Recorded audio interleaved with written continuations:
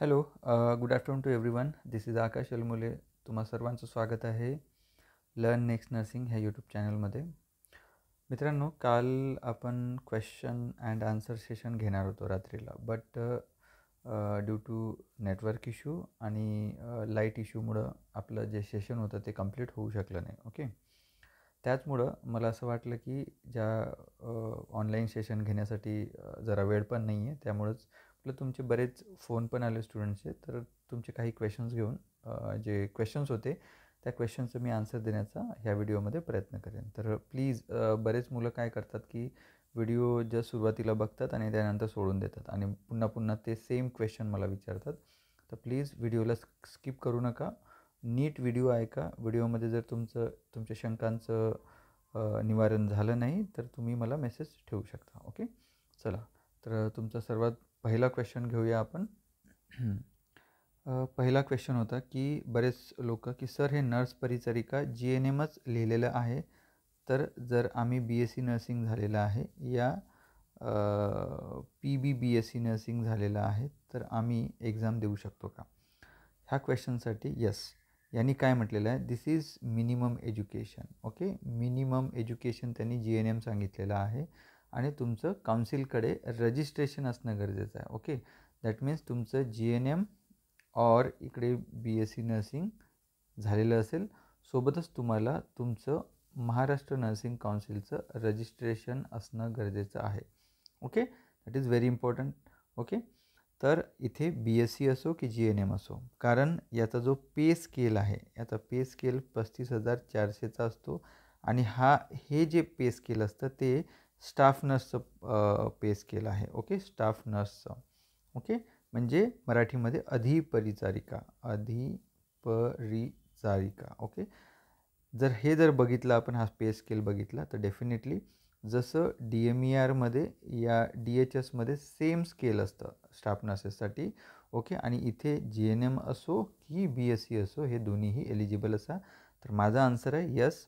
याच्यासाठी तुम्ही BSc असो, GNM असो आणि तुमच्याकडे जर महाराष्ट्र नर्सिंग काउन्सिलचं रजिस्ट्रेशन झालेलं असेल किंवा तुम्ही अप्लाय केलेलं असेल. ओके, बऱ्याच विद्यार्थ्यांचे थर्ड इयर GNMचे आत्ताच रिझल्ट लागलेला होता मागच्या महिन्यात.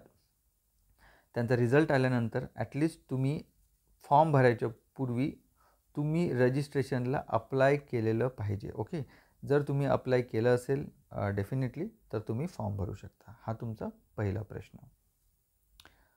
मित्रांनो, तुम्हा सगळ्यांना सांगू इच्छितो, भविष्यामध्ये येणारी जी DMER आहे, RRB आहे, नॉर्सेट 8 आणि 9. ओके, सोबतच इथे आपण आता महानगरपालिकासुद्धा ॲड करू, कुठली पण असो. सोलापूरची महानगरपालिकेला मागे झाले, तिथे पण बरेच आमचे स्टुडंट्स लागलेत. ओके, सोबतच जी पनवेलची महानगरपालिका होतं तिथेसुद्धा आमचे स्टुडंट्स लागलेले आहे. तर पालिका नागपूरसाठी सुद्धा हा कोर्स फायद्याचा ठरेल. याच्यामध्ये detail nursing theory, live recorded, aptitude आणि मॅथ्स इन्क्लूड करू आणि सब्जेक्ट वाईज टेस्ट सिरीज देऊ. ओके, त्याच्यासाठी तुम्हाला काय करावं लागेल, डाउनलोड करावं लागेल लर्न नेक्स्ट नर्सिंग ॲप तुम्हाला प्ले स्टोअरवरून. ओके, प्ले स्टोअरवरून हा ॲप डाउनलोड करा आणि याच्यावर 7,999चा हा कोर्स आहे.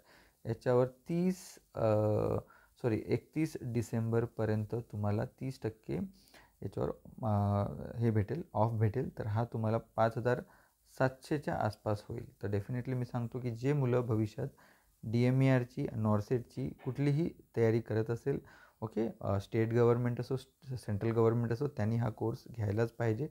सोबतच यामध्ये तुम्हाला मराठी ग्रामरसुद्धा आम्ही ॲड करू. ओके, ठीक आहे. आणि GK आहे आणि मराठीविषयी जे माहिती आहे ते एक्झामच्या पूर्वी काही क्लासेस होतील, बट यामध्ये नर्सिंग थेरी, मॅथमॅटिक्स आणि मराठी ग्रामर ॲड करू आम्ही. तर ज्या लोकांनी जर कोर्स घेतला नसेल त्यांना मी आवर्जून सांगितो की जर तुम्हाला खरंच अभ्यास करायचा असेल, लर्न नेक्स्ट नर्सिंगसोबत जुळायचं असेल तर हा कोर्स परचेस करा. ओके, आणि लर्न नेक्स्ट नर्सिंगसोबत जुळा. नेक्स्ट क्वेश्चन असा आहे की बरेच विद्यार्थी यांचा की सर SCची, हे SC आहे, SC हे बघा 52 बत्ता आहे टोटल. तर SC आणि OBCचे कुठलेच पदं नाही आहे, म्हणजे 0 वॅकन्सी आहे. तर ह्या विद्यार्थ्यांनी काय करायचं, तर ह्या विद्यार्थ्यांनी ह्या दोघांनीसुद्धा तुम्हाला कशातून करावं लागेल, अराखीव म्हणजे ओपनमधून तुम्हाला फॉर्म भरावं लागेल. ओके, ओपनमध्ये तुम्हाला फॉर्म भरावं लागेल. आता बऱ्याच दुसरा एक क्वेश्चन येतो की सर मी SC आहे, सर मी OBC आहे, ओके, आणि मी फिमेल आहे, ओके. तर मला जर मी ओपनमधून जर फॉर्म भरला तर मला NCL लागेल का? SCला तर NCL लागत नाही, SCला NCLची गरजच नाही. बट OBC आहे तर मला NCLची गरज लागेल का? असा बराच क्वेश्चन आला होता. तर याविषयी मी सांगू इच्छितो की जर तुम्ही ओपनमधून फॉर्म भरत असाल तर ओपनच्या महिलांसाठी NCLची जी अट होती ती त्यांनी आता रद्द केलेली आहे. तर बघा, तुम्हाला कुठल्याही पद्धतीचं NCL देण्याची गरज नाही, ओके, OBCसाठी, ओके. जर OBC जे कॅन्डिडेट आहेत त्यांनी जर ओपनमधून फॉर्म भरला. बट समजा जसं हे ST आहे, STला सुद्धा NCL लागत नाही. बट हे VJ आहे, ओके. बाकीचे VJ, त्याच्यानंतर NTB, NTC, ओके, NTD, त्याच्यानंतर हे SBC, ओके. तर ह्यांच्यासाठी NCL लागते आहे, सगळ्यांना माहिती आहे, ओके. तर हे बघा, तुम्ही आपापलं कॅटेगरीनुसार जर तुम्ही जर फिमेल असाल तर त्या कॅटेगरीमधून फिमेलसाठी जर महिला आरक्षणासाठी जर तुम्ही अप्लाय करत असाल, म्हणजे अप्लाय बाय डिफॉल्ट तुम्ही अप्लाय करता. जर तुम्ही ॲज अ फिमेल म्हणून अप्लाय करत असाल, ओके, फॉर्म भरताना फिमेल टिक केलं, बाय डिफॉल्ट तुम्ही फिमेल आरक्षणासाठी, महिला आरक्षणासाठी तुम्ही अप्लाय करता. तिथे कुठलाही असा ऑप्शन नाही आहे की तुम्ही महिला आहात का पुरुष आहात का, ओके. सो बाय डिफॉल्ट तुम्ही अप्लाय करता. तर बाकीचे जे कॅडर्स आहेत त्यांच्यासाठी तुम्हाला लागेल. तर तुमच्या कॅडरमध्ये महिलाची जागा असेल तर आणि महिलांमधून सिलेक्शन होत असेल तर तुम्हाला NCL लागेल, ओके. बट OBCच्या जागा नाही आहे, त्यामुळे OBCला कुठल्याही पद्धतीचं NCL लागणार नाही. OBCचे कॅन्डिडेट डायरेक्टली ओपनमधून फॉर्म भरा आणि SCचे सुद्धा कॅन्डिडेट ओपनमधून फॉर्म भरू शकता, ओके. हा एक क्वेश्चन झाला. पुन्हा एक महत्त्वाचा क्वेश्चन म्हणजे हा, ओके. बघा, तुमचे NCL सर्टिफिकेट असो किंवा EWS सर्टिफिकेट असो, EWS आणि NCL हा तुमचा अर्ज सादर करण्याच्या अंतिम दिनांकास वैध असणारे प्रमाणपत्र, म्हणजे 15/1/2025 तुमची लास्ट तारीख आहे. तुमचं कुठलंही सर्टिफिकेट असो ते सर्टिफिकेट तुमचं ह्या डेटच्या पूर्वीचं असायला पाहिजे. बघा, तुमच्या फॉर्ममध्ये ऑलरेडी दिलेलं आहे ॲडव्हर्टाइजमेंटमध्ये, ओके. त्यामुळे तुम्ही याच्यामुळं लक्षात ठेवा, ओके. ठीक आहे. अजून एक गोष्ट, जर तुम्ही तेच फिमेलचं महिला आरक्षित पदाकरिता दावा करणाऱ्या उमेदवारांनी महिला परीक्षणाचा लाभ घेण्यात असल्यास अर्जामध्ये न चुकता महाराष्ट्र राज्याचे डोमेसाईल असल्याचं प्रमाणपत्र सादर करावे. तसेच 4/5/2023 एक नियमावली आली होती की जे खुल्या गटातील महिलाकरिता असलेल्या आरक्षित असलेल्या पदावर निवडीकरता नॉन क्रिमिलेअर प्रमाणपत्राची अट रद्द करण्यात आलेली आहे, ओके.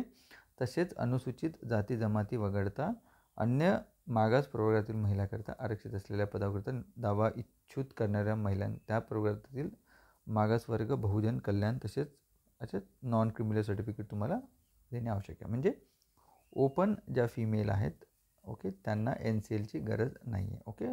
बट बाकी जे कॅटेगरीज आहेत त्यांच्यासाठी NCL देणं गरजेचं आहे, असं याच्यामध्ये लिहिलेलं आहे.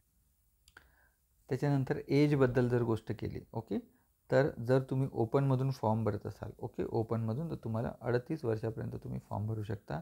आणि कॅटेगरीतून तुम्ही फॉर्म भरत असाल तर 43 इयर्सपर्यंत तुम्ही फॉर्म भरू शकता. आता SC आणि OBCच्या जागा नाही आहे, तर यांनी मग ओपनमधून भरायचं आहे, तर तुमची एज ग्रुप 38 वर्षापेक्षा जास्त नको, ओके. जरी तुम्ही SC OBC असाल, 40 वर्षाचे असाल आणि तुम्ही ओपनमधून फॉर्म भरसाल, तुम्ही एलिजिबल नाही आहे, ओके. लक्षात ठेवा, 38 वर्षाच्या आतलेच कॅन्डिडेट फॉर्म भरू शकतात जर तुम्ही ओपनमधून जर फॉर्म भरत असाल तर, ओके. ठीक आहे. अजून एक गोष्ट, याच्यामध्ये प्रत्येक 100 MCQ येणार आहेत, ओके. 100 MCQ येणार आहेत. एका क्वेश्चनला तुम्हाला 2 मार्क असे मिळून 200 मार्काची MCQ होणार आहे, ओके. MCQ बेस्ड एक्झाम होणार आहे, ओके. यामध्ये जर ओपन कॅटेगरीचे असाल तर तुम्हाला कमीत कमी 50 MCQ राईट आले पाहिजे, म्हणजे 100 मार्क तुम्हाला यायला हवे, ओके, तुमचा विचार करण्यासाठी मेरिट लिस्टमध्ये, ओके. आणि जर कॅटेगरीचे असाल तर तुम्हाला कमीत कमी 90 मार्कच्या वरती यायला पाहिजे, म्हणजे 45 MCQ तुमचे राईट यायला पाहिजे, ओके. 2 तासाची एक्झाम आहे, म्हणजे 100 MCQ तुम्हाला 120 मिनिटामध्ये तुम्हाला सॉल्व करायचे आहे, ओके. लक्षात ठेवा, कुठेही इथे निगेटिव्ह मार्किंग नसणार आहे, ओके. निगेटिव्ह मार्किंग नसणार आहे. जसं DHSचा पेपर झाला होता, DHSमध्ये निगेटिव्ह मार्किंग नव्हती, ओके. तसंच इथे सुद्धा निगेटिव्ह मार्किंग नसणार, कारण सेम हे सामान्य प्रशासन विभागाचे जे नियमावली आली होती त्यानुसारच हे पेपर घेतल्या जाणार आहे, ओके. ठीक आहे. त्यानंतर निवड सूची 1 वर्षापर्यंत हे राहणार आहे. आता परीक्षेचं स्वरूप कसं असणार आहे? परीक्षेचे स्वरूप हे CBT असणार आहे, म्हणजे कम्प्युटर बेस्ड टेस्ट आहे. ओके. याच्यामध्ये जर 100 MCQ आहेत, आता 100 MCQ तुमचे कसे? 15 मराठीचे किती असणार आहे? 15 MCQ असणार आहे. इंग्लिशचे तुमचे किती असणार आहे? 15 MCQ येणार आहे. ओके. म्हणजे इथे बौद्धिक चाचणी म्हणजे ॲप्टिट्यूड, मॅथ्स आणि इंटेलिजन्समध्ये तुम्हाला 15 जाणार आहे. ओके. आणि सामान्य ज्ञान GKमध्ये तुम्हाला 15 जाणार आहे. असे तुमचे 60 MCQ झाले. ओके. आणि त्याच्यानंतर तांत्रिक म्हणजे टेक्निकल म्हणजे तुमचे नर्सिंगचे किती असणार आहे? 40 MCQ येणार आहे तुम्हाला. ओके. लक्षात ठेवा. ओके.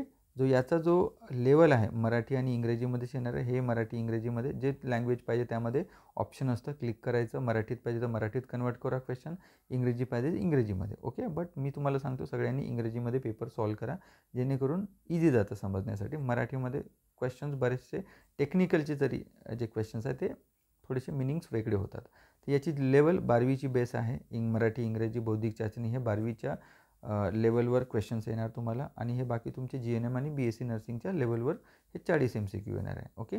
इथे 60 × 2 केले तर 120 आणि हे × 2 केलं तर 80. जवळपास तुम्हाला जर नंबर लागायचा असेल तुम्हाला इकडे 60पैकी तुम्हाला प्रत्येक याच्यामध्ये कमीत कमी किती 40 तुमचे MCQ राईट आले पाहिजे, लक्षात ठेवाल. आणि इकडे 40पैकी इकडे जर 35 जरी तुमचे राईट आले, ओके, तर लक्षात ठेवा तुम्हाला इथे 75 तुमचे राईट येतील, म्हणजे 150 मार्क्स तुमचे असे बनतील. म्हणजे इथे नंबर लागण्याचे मॅक्सिमम चान्सेस तुमचे वाढतील जवळपास 150च्या वरती. आता लेवल आहे, किती लोक एक्झामला बसतील, कसे बसतील त्याच्यावर डिपेंड आहे. ओके. तर मला वाटते की तुमचे बरेचसे क्वेश्चन्स डाऊट क्लिअर झाले असेल. निगेटिव्ह नाही आहे इथे. ओके. कॅटेगरीबद्दल सांगितलं, BSc नर्सिंगवाले अप्लाय करू शकतात. ओके. हां, फक्त अजून एक राहिलेलं आहे. जर तुम्ही हे बघा तुमचं एज्युकेशन म्हणजे तुमचं BSc नर्सिंग और GNM हे बाहेरच्या स्टेटमधून झालं असेल तरी चालेल. बट तुम्ही तुमचं एज्युकेशन तुमचं डोमेसाईल जे आहे, डोमेसाईल हे तुमचं महाराष्ट्राचं पाहिजे. हे सुद्धा एक महत्त्वाचं. बरेच विद्यार्थ्यांनी मला क्वेश्चन केला की सर आमचं एज्युकेशन बाहेर झालेलं आहे. ओके. डोमेसाईल आमचं महाराष्ट्राचं आहे, आम्ही भरू शकतो का? यस, तुम्ही भरू शकता. बट तुमच्याकडे सोबतच रजिस्ट्रेशन असणं गरजेचं आहे. महाराष्ट्र स्टेटचं म्हणजे महाराष्ट्र नर्सिंग काउन्सिलचं रजिस्ट्रेशन असणं गरजेचं आहे. तेव्हाच तुम्ही हा फॉर्म भरू शकता, अदरवाईज फॉर्म भरू शकत नाही. होप सो तुमचे सगळे डाऊट क्लिअर झाले असेल. जर तुम्हाला कुठलेही अजून पुन्हा प्रश्न असतील तर प्लीज कमेंट बॉक्समध्ये टाकू शकता. ओके. किंवा व्हॉट्सअपला किंवा इंस्टाग्रामला लर्न नेक्स्ट नर्सिंग आहे, त्यावरसुद्धा तुम्ही क्वेश्चन विचारू शकता. ओके. थँक्यू. लवकरच भेटूया पुन्हा एका नव्या व्हिडिओसोबत. तोपर्यंत धन्यवाद. जय हिंद.